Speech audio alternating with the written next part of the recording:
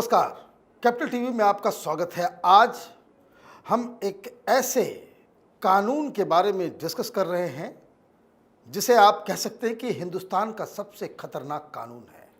क्या आपको पता है कि रेलवे और डिफेंस के बाद हिंदुस्तान में वैसी कौन सी संस्था है जिसके पास सबसे ज़्यादा ज़मीन है? मतलब ये कि ज़मीन पे सबसे ज़्यादा कब्जा है रेलवे और डिफेंस के बाद। उसका नाम है वक्फ। वक्फ उस ज़मीन को कहते हैं जिसे अल्लाह के नाम सुपुर्द कर दिया जाता।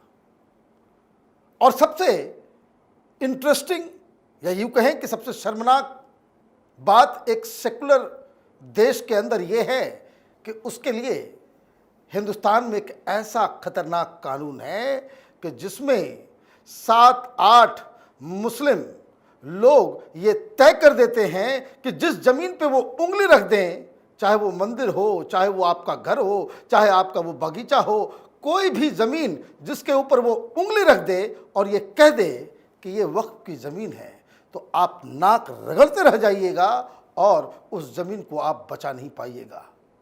और इस खतरनाक कानून के ऊपर आज चर्चा करने के लिए हमारे साथ सुप्रीम कोर्ट के लॉयर अश्विनी उपाध्याय जी हैं। बड़ा खतरनाक कानून है। आपने सही किया, आप इसे सुप्रीम कोर्ट लेकर के गए। पहले इस कानून के बारे में बताइए कि ये कानून क्या किसी भी डेमोक्रेसी, किसी भी सेकुलर मुल्क में ये जायज़ हो सकता है किसी भी एंगल से? मनीष जी, ये कानून भारत का नहीं बल्कि दुनिया का सबसे खतरनाक कानून है। ऐसा कानून हो सकता है अरब में बना हो जहाँ पे डेमोक्रेसी नहीं है, लेकिन America, Singapore, France, China, Korea, Japan, ऐसे कई देशों को मैंने कानून को पढ़ा कि क्या ऐसा कानून उन देशों में है। किसी भी देश में मुझे ऐसा कानून नहीं मिला। ये कानून कांग्रेस ने बनाया था 1995 में। 1991 से जो 1996 तक कांग्रेस की सरकार थी, उसने बड़े खतरनाक कानून बनाए, एक के बाद एक, एक के बाद एक। उस समय आपको याद है अयोध्या वाला आंदोलन पूरा पीक पे था। उसके बाद 1991 में कांग्रेस ने पहला कानून बनाया, प्लेसेस ऑफ वर्शिप एक्ट, और ये कहा कि अयोध्या का मामला तो कोर्ट से हल होगा, बाकी काशी, मथुरा और भद्रकाली, बाकी और जो भारत में और भी मंदिर हैं जिन पे अवैध कब्जा किया था मुगलों ने, उसका मैटर कोर्ट में जाएगा नहीं, और कोर्ट में अगर चला भी गया तो वहीं डिसमिस हो जाएगा, ख़त्म हो जाएगा। मतलब हिंदुओं के लिए, जैन के लिए कांग्रेस ने 1991 में कानून बना के उनका कोर्ट का दरवाज़ा ही बंद कर दिया। ये हुआ 1991 में। दूसरा 1992 में ना माइनॉरिटी को डिफाइन किया, ना माइनॉरिटी को आइडेंटिफाई करने की कोई गाइडलाइन बनाया, और माइनॉरिटी कमीशन एक्ट बना दिया। ये 1992 में दूसरा कानून बनाया। इस बीच उन्होंने और भी कई कानून बनाए, लेकिन जो सबसे खतरनाक कानून बनाया 1995 में, ये कानून बनाया जिसको कहते हैं वक्फ एक्ट। वक्फ एक्ट बना के इन्होंने सेक्शन इसका जो 14 है, जिसमें उन्होंने वक्फ बोर्ड बनाया। वक्फ बोर्ड क्या कहता है, जरा मैं आपको सामने ये कानून पढ़ के बताता हूँ। सेक्शन 14 देखिए, कंपोजिशन ऑफ बोर्ड है। मुस्लिम मेंबर ऑफ पार्लियामेंट, यानी बोर्ड का जो मेंबर होगा, एक मेंबर होगा MP, मेंबर ऑफ पार्लियामेंट, लेकिन वो भी मुस्लिम होगा। मुस्लिम मेंबर ऑफ लेजिस्लेचर, यानी एक MLA, मुस्लिम MLA इसका मेंबर होगा। एक मुस्लिम एडवोकेट इसका मेंबर होगा। एक मुतवल्ली, जो मस्जिद में नमाज करवाते हैं, वो इसका मेंबर होगा। एक मुस्लिम स्कॉलर इसका मेंबर होगा। एक शिया या जो सुन्नी आइडियोलॉजी का एक मुस्लिम होगा, और एक मुस्लिम टाउन प्लानर होगा, और एक मुस्लिम IAS ऑफिसर होगा। तो मतलब MLA भी मुसलमान, MP भी मुसलमान, एडवोकेट भी मुसलमान, टाउन प्लानर मुसलमान, IAS या जो PCS अधिकारी होगा सरकार की तरफ से वो भी मुसलमान, मुतवल्ली भी मुसलमान, मुस्लिम स्कॉलर भी मुसलमान। तो ये 7 जो मुस्लिम्स हैं इस बोर्ड के मेंबर, वो जहाँ जिस जमीन पे उंगली रख देंगे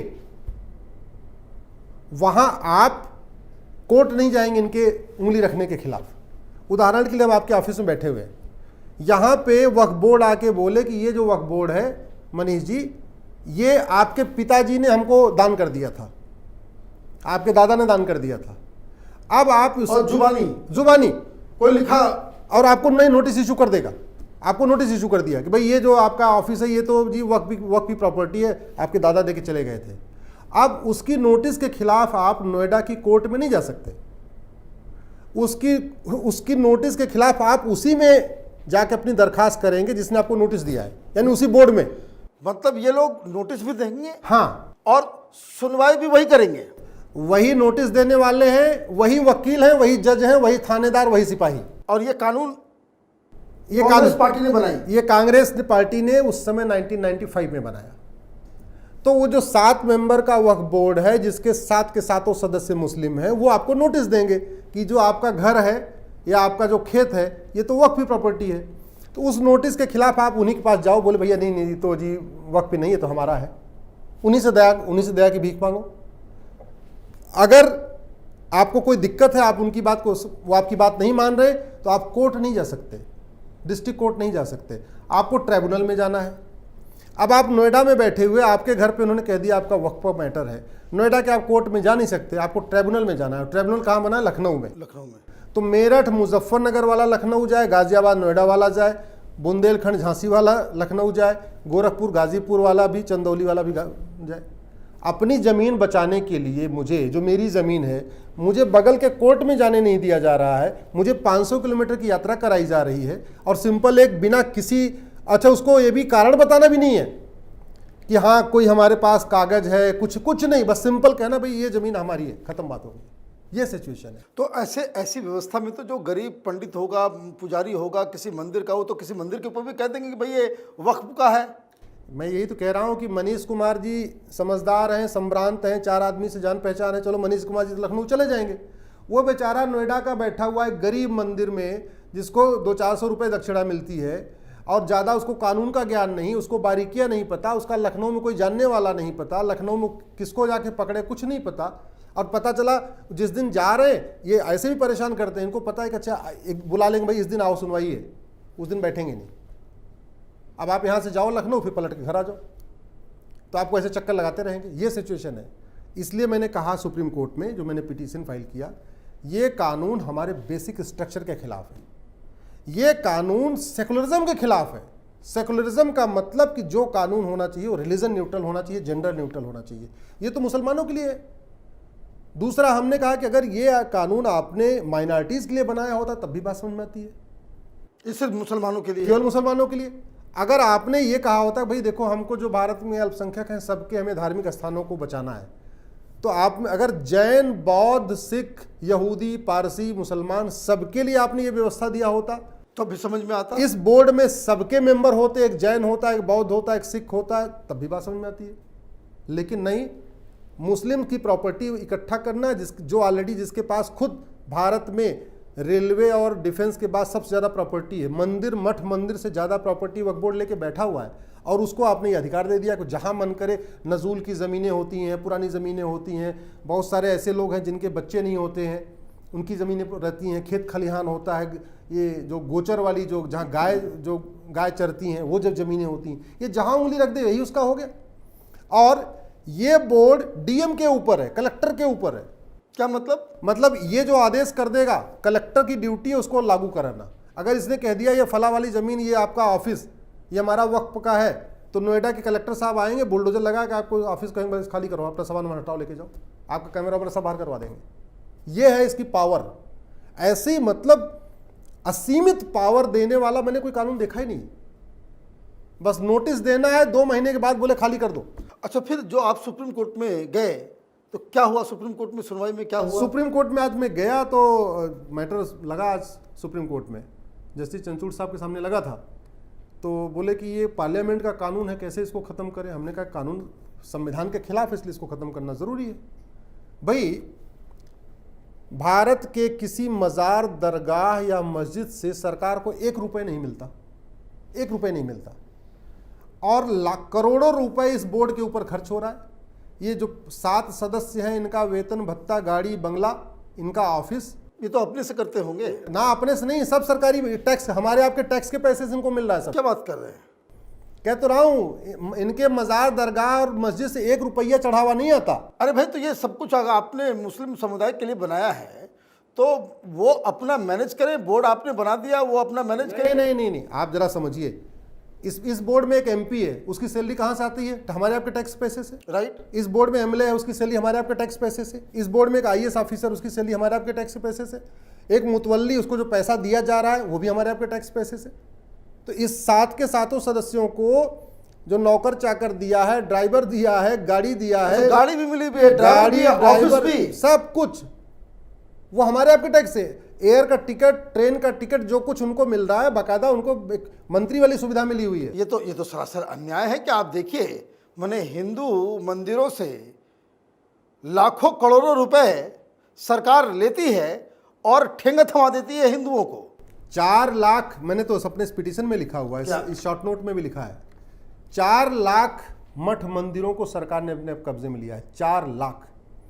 और 2019 में 1 लाख करोड़ रुपए सरकार ने लिया था मठ मंदिरों से। 2020 में लॉकडाउन हो गया तो नहीं मिला, 2021 में भी काफ़ी लॉकडाउन रहा, 2020 का भी आंकड़ा आया नहीं है, लेकिन 2019 में सरकार ने 4 लाख मठ मंदिरों से 1 लाख करोड़ रुपए लिया। सरकार का मतलब केंद्र सरकार नहीं, सब मिला के राज्य सरकार है, सब मिला के।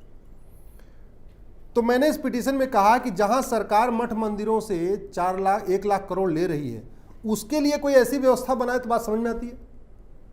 मुस्लिम्स के लिए वक्फ बोर्ड बनाया जहां की मस्जिद, मजार, दरगाह से 1 रुपए नहीं आता, तो ये बात समझ में नहीं आ रही है। और वैसे भी फिर अलग अलग क्यों बनाना? भाई एक आप कानून बना दो, यूनिफॉर्म इंडाउमेंट कोड, एक कानून आप बना दो कि जो सबके, हमारा जो दान होता है, भाई वक्फ और दान में अंतर क्या है? हिंदू भी फिक्स्ड और मूवेबल एसेट दान करते हैं, पैसा दान करते हैं, सोना चांदी दान करते हैं, जमीन दान करते हैं, कुछ लोग कार दान करते हैं, नहीं सब दान करते हैं। वैसे ये भी दान करते हैं। इनका दान कोई नया दान नहीं है, ये खुदा के नाम पे दान करते हैं। हिंदू भगवान के नाम पे दान करते हैं। कोई भगवान के नाम पे 1 बीघे ज़मीन दे देता है, कोई 2 बीघे ज़मीन दे देता है, कोई जो है कमरा बनवाता है, कोई पैसा देता है, सब कोई सोना चढ़ाता है, चांदी चढ़ाता है। तो सिस्टम तो वही है। तो फिर ये वक्फ के लिए अलग से कानून क्यों? हिंदुओं के लिए ऐसा कानून क्यों नहीं? जैन के लिए ऐसा कानून क्यों नहीं? बौद्ध के लिए ऐसा कानून क्यों नहीं? क्रिश्चियंस के लिए ऐसा भी कानून क्यों नहीं? पारसी के लिए ऐसा कानून क्यों? केवल मुस्लिम के लिए ऐसा कानून? और ये सरकार का काम है कि भाई मुसलमानों की जमीन क्या हो नहीं हो, उसके लिए आप कानून बनाएंगे। सबसे बड़ी तकलीफ की यही बात है कि इतना, मतलब सरकार, पार्लियामेंट हो या विधानसभा, कानून जो भी बनाए, जो मैंने अपनी पिटीशन में बार बार सुप्रीम कोर्ट से और आज मैंने बहस के दौरान भी कहा था, कानून जेंडर न्यूट्रल, रिलीजन न्यूट्रल होना चाहिए। बिल्कुल होना चाहिए। Equality before law, equal protection of law. मैंने इसमें पिटीशन में लिखा कि जब संविधान का आर्टिकल 14 कह रहा है कि इस भारत में इक्वलिटी बिफोर लॉ है, सब कानून की छतरी सबके लिए एक है। आर्टिकल 15 कह रहा है कि आप धर्म के आधार पर भेदभाव नहीं करोगे। आर्टिकल 16 कहता है सबको समान अवसर दोगे। आर्टिकल 21 कहता है सबको समान राइट टू लाइफ लिबर्टी है। आर्टिकल 25 कहता है सबको समान धार्मिक अधिकार है। तो ये एक पर्टिकुलर के लिए क्यों? मतलब ये हुआ कि अगर हिंदू और जैन के बीच में कोई धार्मिक विवाद है किसी जमीन का, तो वो तो कोर्ट में चलेगा। आप इसको समझिए, हिंदू बौद्ध के बीच में कोई धार्मिक विवाद कोर्ट में चलेगा, हिंदू क्रिश्चियन के बीच में धार्मिक विवाद कोर्ट में चलेगा। लेकिन अगर मुस्लिम हिंदू के बीच में विवाद होगा तो इस बोर्ड में जाएगा। मुस्लिम जैन के बीच में कोई विवाद होगा तो इस बोर्ड में जाएगा। अगर एक पार्टी मुस्लिम है तो दूसरी पार्टी कोई भी हो, उसके लिए कोर्ट का दरवाजा बंद, वो सीधे सब वक्फ बोर्ड में जाएगा। सबको इधर वक्फ बोर्ड में आना पड़ेगा। सबसे पहले वक्फ बोर्ड में हाजिरी देनी है, 7 लोगों को अपना सलाम ठोकना है, जो 7 लोग इधर बैठे हैं वक्फ बोर्ड में। उसके बाद उनके आदेश को आपको फॉलो करना है। और उनके पास इतनी पावर है तो वो SDM DM को आदेश दे देंगे, इनका घर खाली करा लो, इनका दुकान खाली कराओ, इनकी जमीन खाली कराओ। ये सब वक्फ बोर्ड, मतलब इस देश में मनमानी चल रही है, क्या चल रहा है समझ में नहीं आ रहा। इससे ये मुझे बताइए कि ये सरकार, मैंने आप कानून के नज़रों में अगर सब बराबर है, अगर कोई धर्म के नाम पे कोई अपार्थाइड हिंदुस्तान में नहीं है, तो ये स्पेशल प्रिविलेज देने का काम क्यों? देखिए, भारत में 3 कोर्ट है, 3 तरीके जो संविधान में है। एक सुप्रीम कोर्ट पूरे देश के लिए, हाई कोर्ट उस राज्य के लिए, फिर डिस्ट्रिक्ट कोर्ट उस जिले के लिए, ये सिस्टम है। और सिविल प्रोसीजर कोड में बहुत साफ साफ लिखा हुआ है, कॉन्स्टिट्यूशन में बहुत साफ साफ लिखा हुआ है कि सिविल डिस्प्यूट जहाँ पे शुरू होगा वो उसी जिले में जाएगा। इस कानून ने उसकी भी धज्जियाँ उड़ा दिया। ये कानून कह रहा है सिविल डिस्प्यूट शुरू होगा जमीन का नोएडा में, लेकिन मुकदमा चलेगा लखनऊ में। लखनऊ में ट्रिब्यूनल जहाँ बैठा हुआ है, बोर्ड जहाँ बैठा हुआ है, क्योंकि बोर्ड हर जिले में तो नहीं बैठा हुआ है, वो तो वहाँ बैठा हुआ है जाके। तो इसने सिविल प्रोसीजर कोड की भी धज्जियाँ उड़ा दिया, और उस संविधान में जहाँ साफ साफ लिखा हुआ है कि सिविल ओरिजिनल कंडीशन में जहाँ पे शुरू होगा वहीं उसका सूट चलेगा। जैसे अयोध्या का सूट है तो अयोध्या में चलेगा, काशी का सूट है काशी में चलेगा, लेकिन ये करे नहीं, ये तो आपको ट्रिब्यूनल में लाना पड़ेगा। जो पहले जहाँ चल रहे हैं वो तो चल गए, लेकिन अब जो नए शुरू होंगे वो आपको ट्रिब्यूनल में लाना पड़ेगा। बहुत बहुत आपने चौंकाने वाली जानकारी दी, और आपको बहुत बहुत मुबारकबाद, आपने इस तरह के मुद्दे को उठाया। और अब ये मसला कोर्ट में है, देखिए कोर्ट में क्या होता है, उसके लिए तमाम दर्शकों की तरफ से भी आपको बधाई कि आप इस तरह से संघर्ष आगे करते रहें। लेकिन बड़ा सवाल ये है कि आखिर ऐसा क्या है कांग्रेस पार्टी के डीएनए में कि 1991 और 1995 के बीच ये तमाम इस तरह के डिस्क्रिमिनेटरी लॉज बाकायदा देश के ऊपर थोपा गया।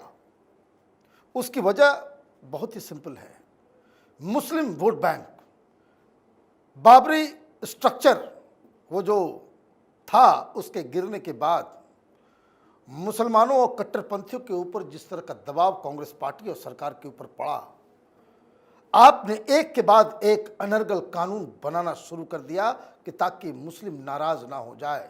मुस्लिमों को खुश करने के लिए आपने संविधान के बेसिक स्ट्रक्चर्स को ही, जिसको कह सकते हैं कि ताक पे रख के आपने इस देश की राजनीति को पल्यूट करने की कोशिश की है। समय बदल रहा है, अश्विनी उपाध्याय जैसे संघर्षशील व्यक्ति अब कानून की लड़ाई कोर्ट तक लेकर के जा रहे हैं। हम लगातार इस तरह के सवालों को उठाते रहेंगे। आप देखते रहिए कैपिटल टीवी, हमारे वीडियोस को लाइक कीजिए, शेयर कीजिए और हमारे चैनल को सब्सक्राइब कीजिए। धन्यवाद।